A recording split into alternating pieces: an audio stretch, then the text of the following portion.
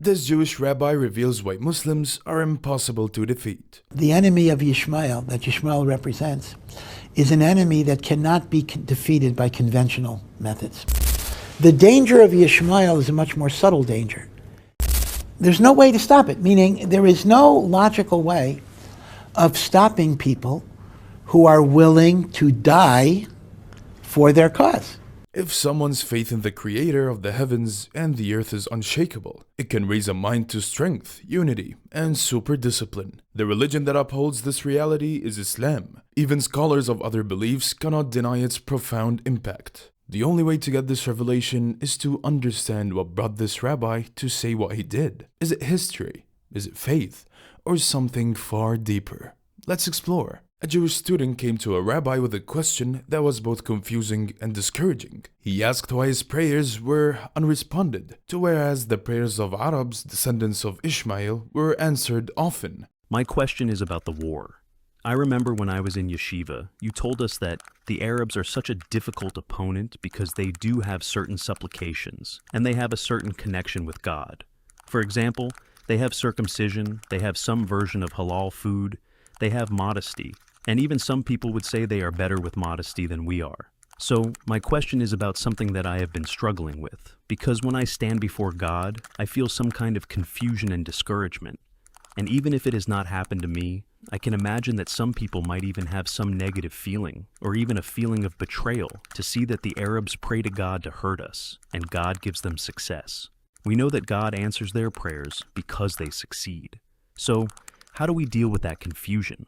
And do we have the right to stand in front of God and ask Him to listen to our prayers and ignore the prayers of the Arabs so that they can stop to hurt us? This rabbi stresses that Muslims have amazing strength by virtue of their faith, and that they are united by it. He reveals how their daily prayers or salah, and to some extent, everything they do, is not just ritual. These 5 prayers help the spirit in creating connection to God. Ramadan, a month of fasting, discipline and generosity brings an even stronger sense of unity. Muslims help in bridging ahead by practicing patience, helping others and reflecting on their lives and properties. The rabbi points out what truly stands out, however, is how these spiritual practices go beyond personal spirituality. They build a strong base of the entire Muslim community. This shared devotion unites Muslims who will stand side by side against challenges they face, irrespective of where you are in the world. The rabbi reminds us that Muslims are so strong. It's not about faith, it's about how believing in something causes them to want to care for one another and to collectively work together. What is amazing about such togetherness based in spiritual practice, this kind of togetherness above geographic or cultural lines, is how deep a Muslim community is, and that the Muslim community can be resilient. If faith alone is the explanation for their strength, shouldn't other religious communities have fared better? The rabbi admitted that the question was difficult, and one that had troubled him for years. He said that Muslims are descendants of Ishmael. These people keep strong traditions of daily prayer and circumcision in which they are closely bound to God in the covenant of Abraham. However, according to Ishmael's spiritual strength, this is a hard case for us, the Jewish people. He quoted the teaching of an earlier rabbi that the final, most difficult test for the Jewish people will be their confrontation with Ishmael. Ishmael differs from other adversaries because they are two-sided,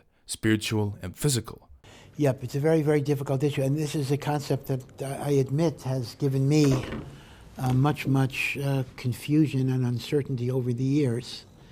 And that is the notion that prayer has a power, prayer has an efficacy, even when it is uttered by a rasha and even when it's for immoral purposes. This is the koyach of prayer if it is belev shalem, if it is truly sincere.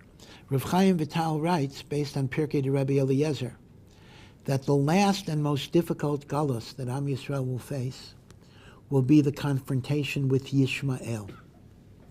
And this was said in the 1500s, and the Pirkei de Rabbi Eliezer is even earlier. And he says Yishmael is the most difficult because they are the only one of our enemies that comes with a spiritual power. The danger of Yishmael is a much more subtle danger because Yishmael comes not only with physical brutality, but Yishmael comes with spiritual merits. Looking back at Islamic history, Prophet Muhammad, peace be upon him's leadership and the Rashidun Caliphate illustrate the unmatched power of unity. At the time of the Prophet, peace be upon him, the tribes that were divided upon conflict joined together and agreed to a faith, becoming a united and just society. This legacy was continued by the Rashidun caliphs as they exercised strong leadership based on faith, discipline, and mutual support. The rabbi also brings to light some key Islamic principles, such as brotherhood between humans irrespective of race or nationality, and tawakkul, full reliance and trust in God. He argues that these shared values contribute to Muslims' resilience and determination, making them appear undefeatable. But he says that doesn't mean Muslims are above challenges. Their collective strength that their parties share, or rather, their unwavering belief and their conflict resolution over conflict creation, is how each party can freely support the other. From the past until now, Muslims have historically and consistently proved the power of shared purpose and faith in God by embracing faith as the central guiding force, and that's why they are admired all over. If unity and faith are keys to success, why do Muslims always and consistently rise above adversities that others can't? There might be one more that will surprise you. The rabbi's last and biggest point was concerning how Muslims have faith that Allah will help them overcome their challenges by strengthening and helping them. Muslims are inspired by Quranic verses like, indeed,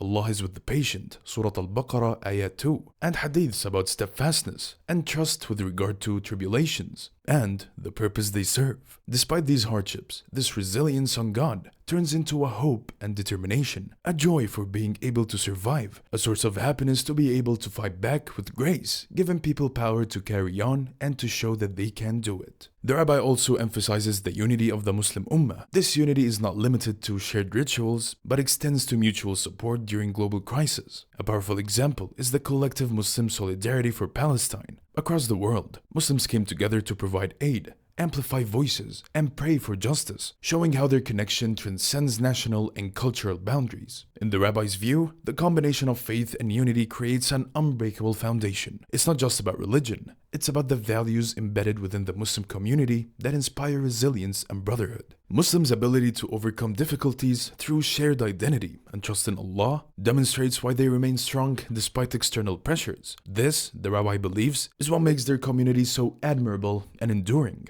There's no way to stop it, meaning there is no logical way of stopping people who are willing to die for their cause.